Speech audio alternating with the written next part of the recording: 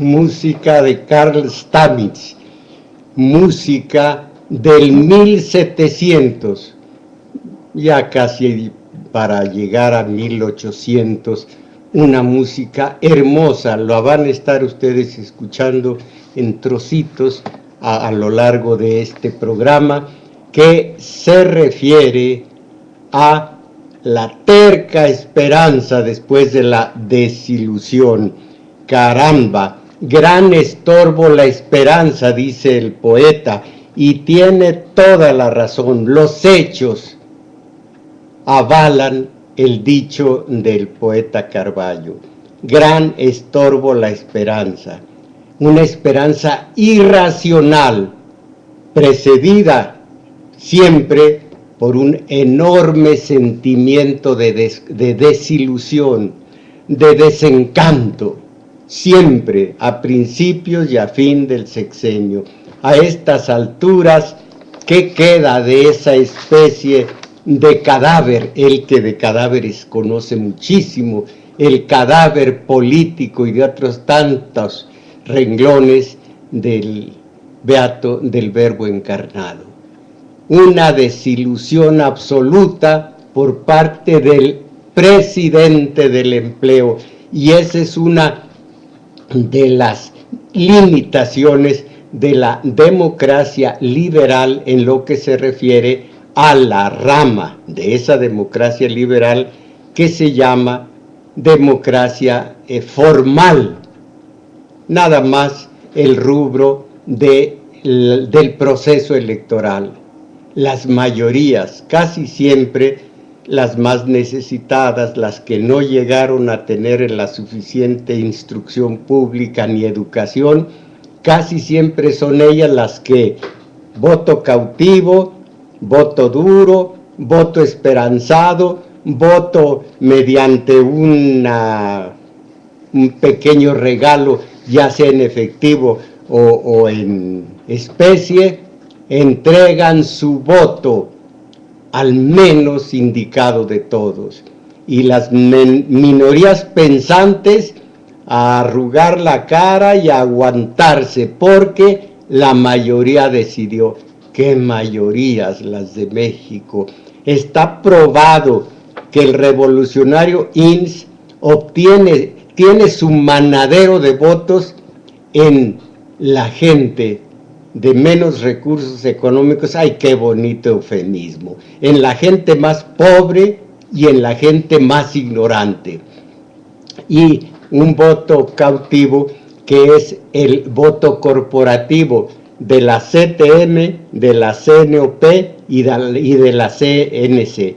Si a eso le agregamos el voto de una gran mayoría de los maestros adictos al agordillo, quizá de los electricistas petroleros de Pemex, pues imagínense ustedes lo que las minorías pensantes pueden tener, qué oportunidad pueden tener frente a la luz de votos de esas corporaciones.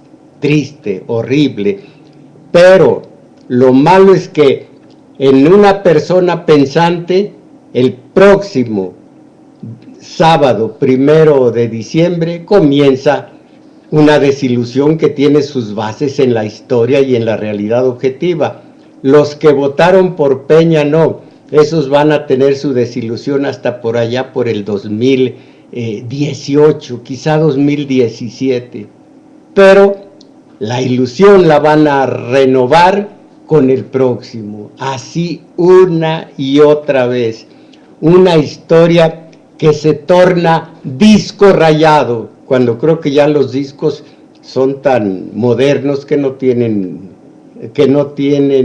el riesgo de la rayadura. Pero como disco rayado de aquellos de 33 revoluciones, las únicas revoluciones que México conoció en los últimos tiempos, como disco rayado, una y otra vez, la esperanza después de que una y otra vez se sufrió el chicotazo de la desilusión, exactamente como ratitas de laboratorio o ratones de laboratorio, yo no sé si son ratas o son ratones, a los que hacen correr desaforadamente en una banda sin fin. Corren y corren y corren sin salir de un mismo sitio. Corren sin avanzar un centímetro. Desilusión, esperanza, esperanza, desilusión, desilusión consabida, por supuesto, presentida, y esperanza irracional, esperar contra toda esperanza. Así dentro de 2 días va a comenzar el ciclo interminable de la esperanza con Peña, el Peña de Atenco, el Peña que ante 132 estudiantes que se le alebrestaron, mano dura, y dijo, haciéndose eco del eco barato de Díaz Ordaz, para eso tenemos el monopolio de la fuerza legal, para imponerla cuando venga el caso. ¡Ah, caray! A ese le van a decir, señor presidente, yo estoy fuera de esas jugadas, yo no creo en ellos, creo en ustedes, y me voy a morir creyendo en la que llaman sociedad civil, en la que llaman masas sociales, en 115 millones de olvidadizos, porque esa es la fortaleza de los sistemas fascistas se dice también, y el nuestro es fascista disfrazado, por más que Vargas Llosa ya reculó y dijo, no, al ponerse la estrellita en la frente dijo, no, ya el PRI, ya el de México, la de México más bien, ya no es una dictadura perfecta, no, pues ya le dieron estrellita en la frente. ¡Ay, esos intelectuales! ¡Ay, esos intelectuales! Teniendo el dinero y las estrellitas que le han colgado a Vargas Llosa y a tantos más, seguir mostrando su elasticidad a la hora de los principios. Bien lo dijo quien lo dijo, y en este caso Marx, Groucho, el de los hermanos Marx, dijo, estos son mis principios.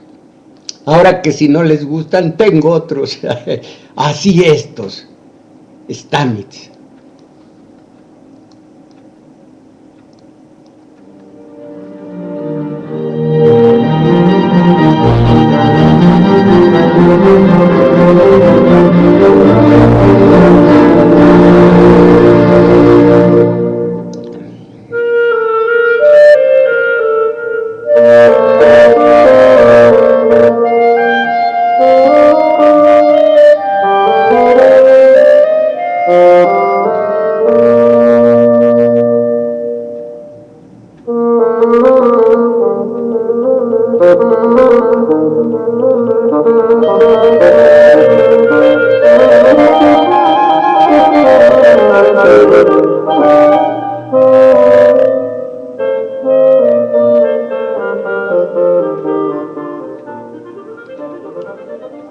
Más de un siglo de distancia separa esta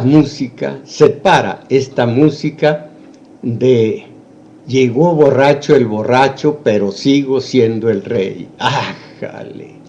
Bueno, pues dirán algunos, para eso están los activistas. Y qué buenas intenciones de muchos de ellos. No tengo ningún respeto por los que inventan un rubro. Ellos son todo, SOS de Martí, él es el único, alto al secuestro, creo que de la señora Miranda, y así, rubros, y detrás no hay nada más que la buena voluntad y unas estrategias totalmente fallidas, unas tácticas más bien fallidas. Vean ustedes toda la alaraca que levantó Sicilia. No me digan que es poeta. Primero investiguen, lean sus versos y luego motéjenlo de poeta, caramba.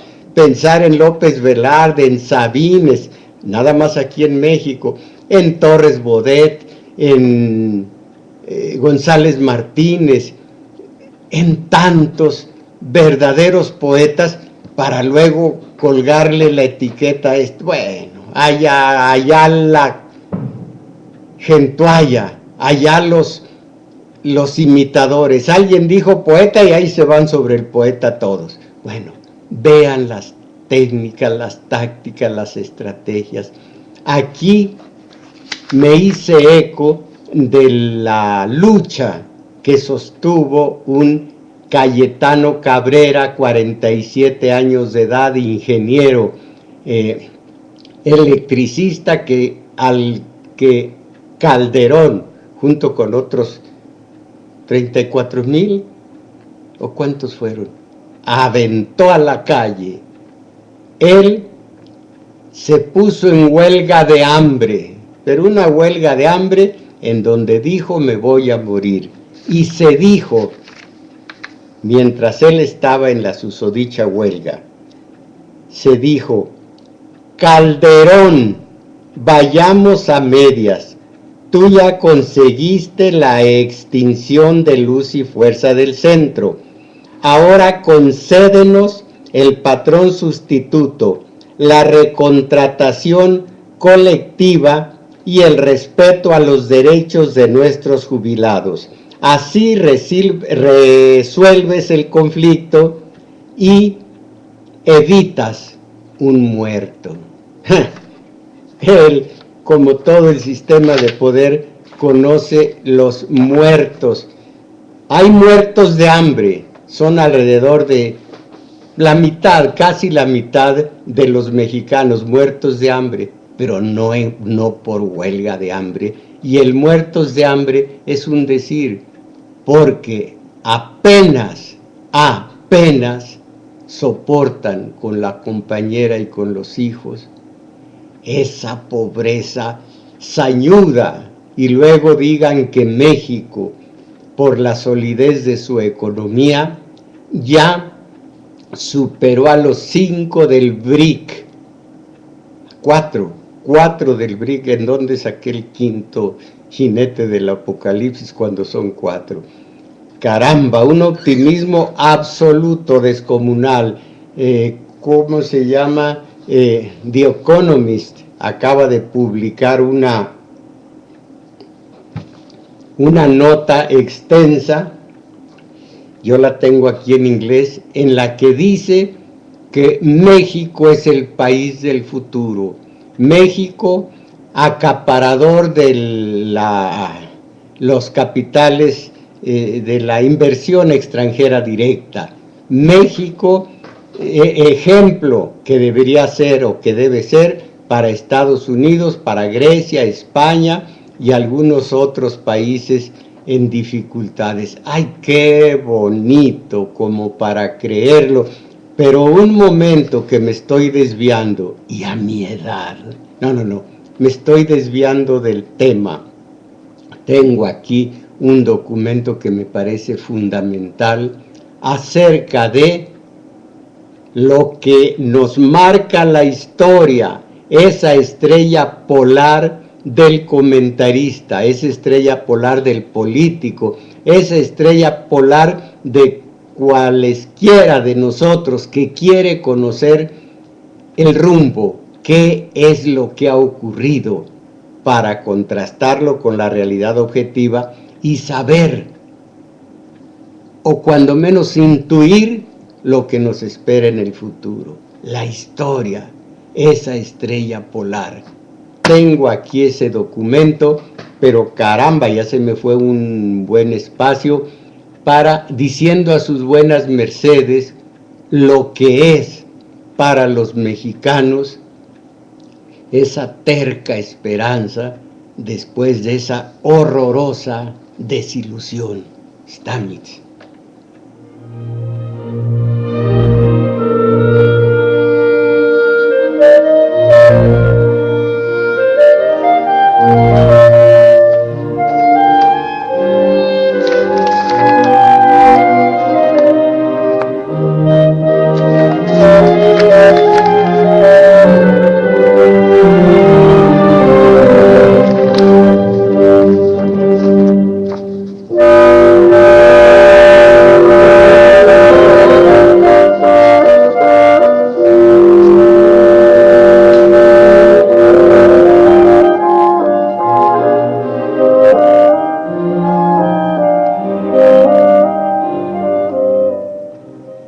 más de una veintena de fechas, bueno, no, 3 fechas, pero más de una veintena de momentos, de momentos históricos, como para comparar lo que sucedía entonces y lo que sucede hoy.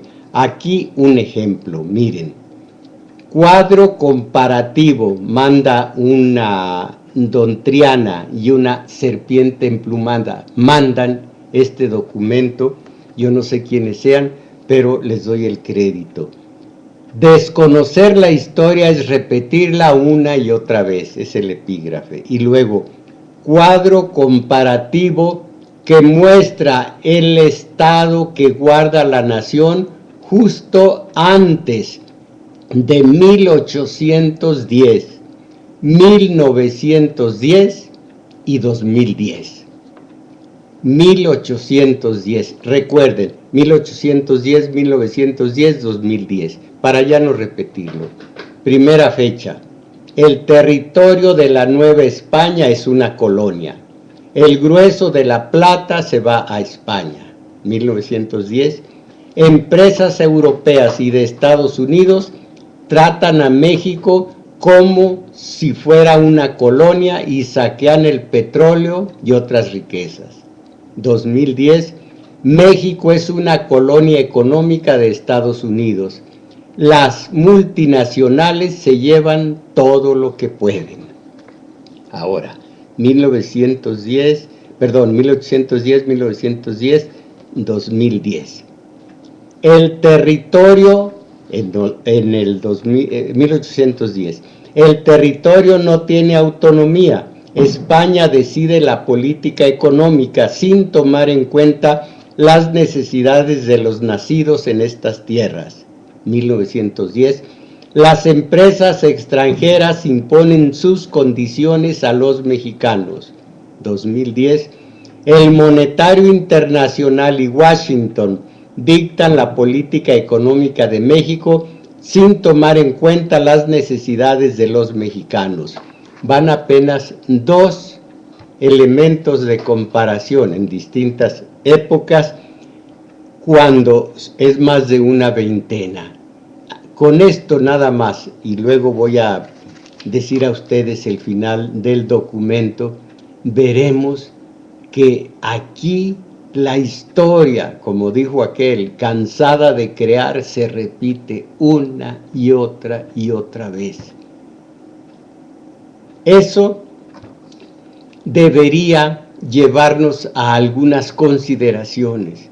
Debería llevarnos a leer entre líneas, a buscar la moraleja y después, si somos revolucionarios, sin tomar las armas, que eso no es ser revolucionario,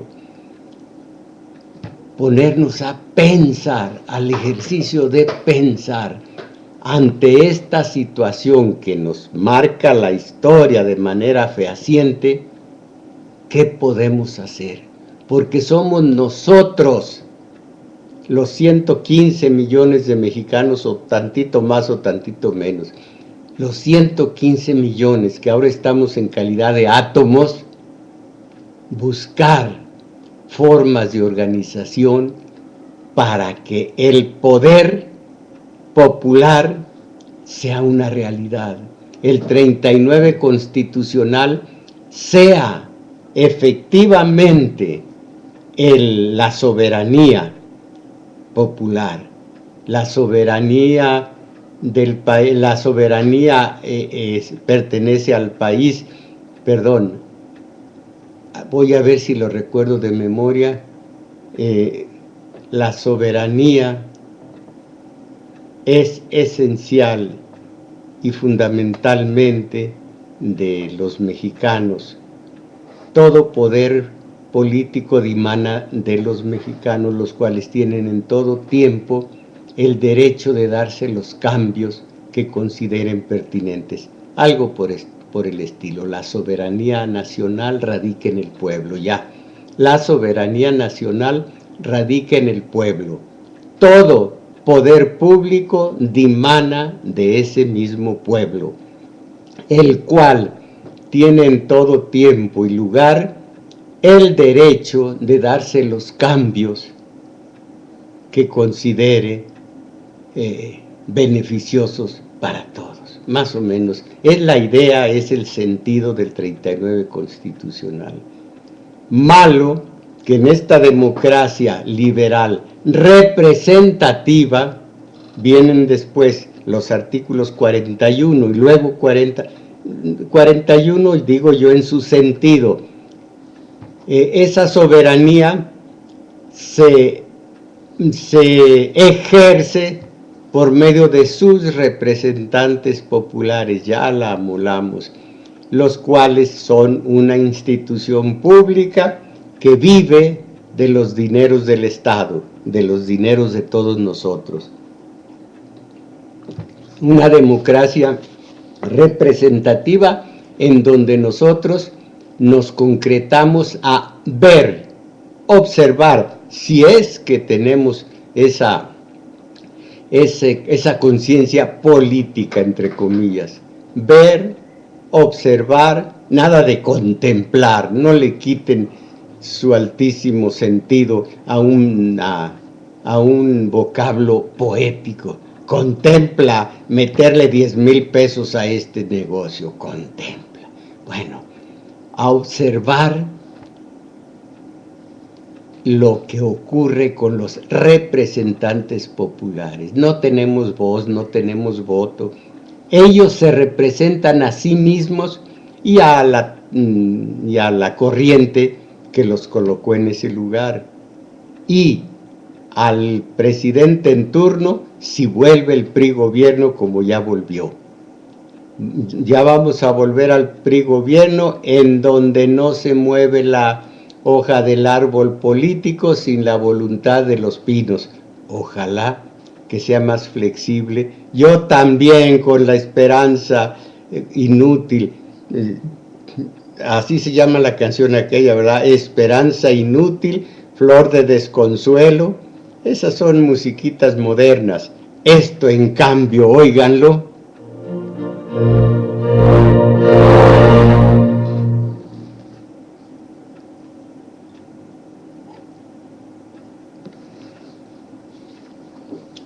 Ya.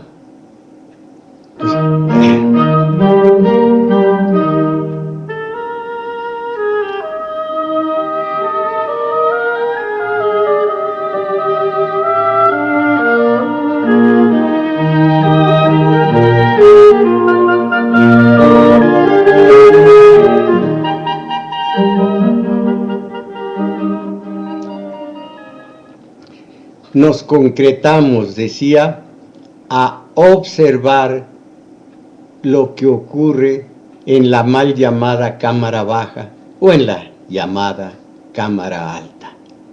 Eso sí, a estas alturas, bueno, lean ustedes los comentarios de los periódicos. Yo no oigo la radio comercial ni veo la televisión, pero leo los comentarios.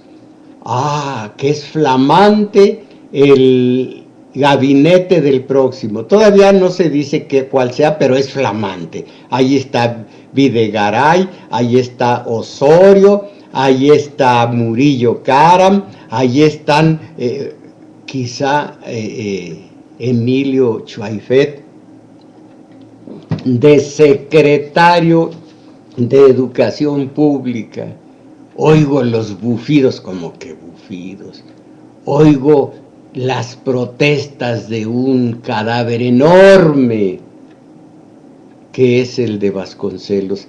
Cadáver enorme en sus primeras actuaciones. Ya al último se volvió fanático, católico, renegado, y ya fue otro Vasconcelos. De ese dicen muchos malquerientes, ese ya no es Vasconcelos, ese fue Concelos nada más.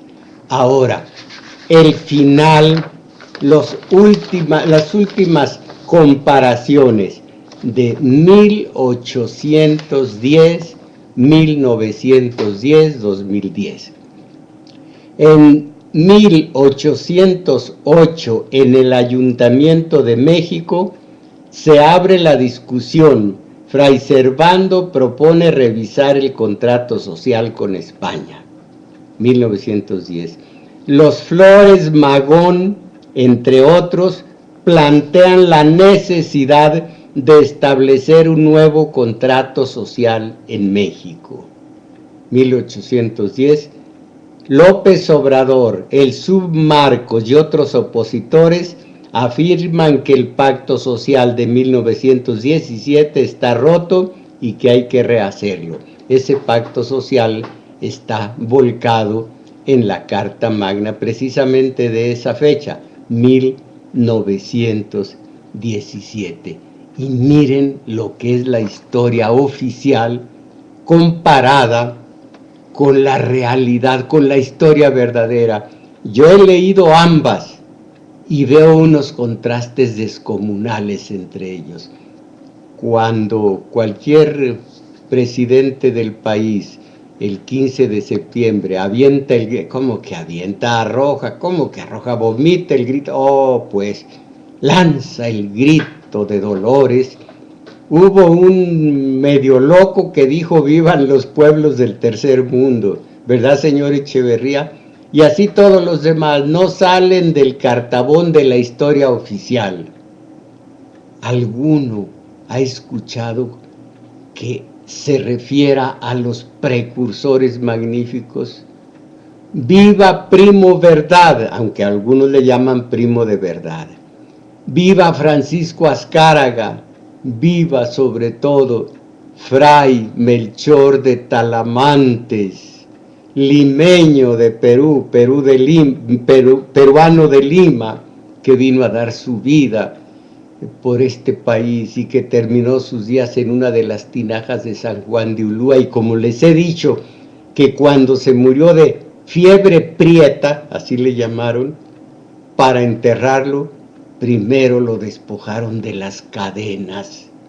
¿Quién ha dicho? Aunque ellos no lo necesitan, no necesitan de esos homenajes de dientes afuera de parte de los presidentes, mientras acá abajo los que gritan viva ya están medio borrachos y ya se van a seguir emborrachando mientras mastican pozolito, birria y barbacoa.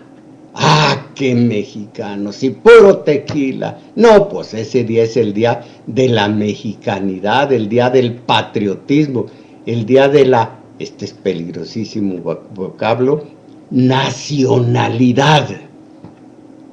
Así que esos precursores no necesitan tales formas de alabanza. Y 1910, los hermanos Flores Magón, no Jesús, ese es mediocre,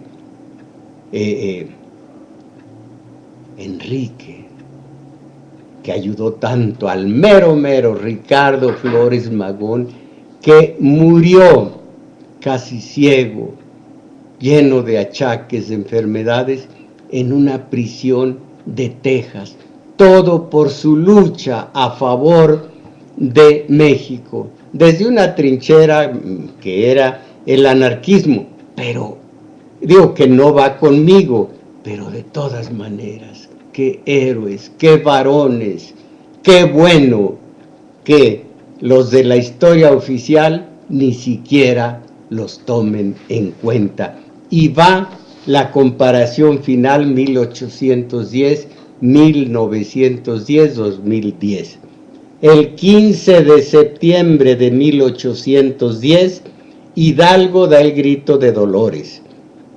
El 20 de noviembre de 1910,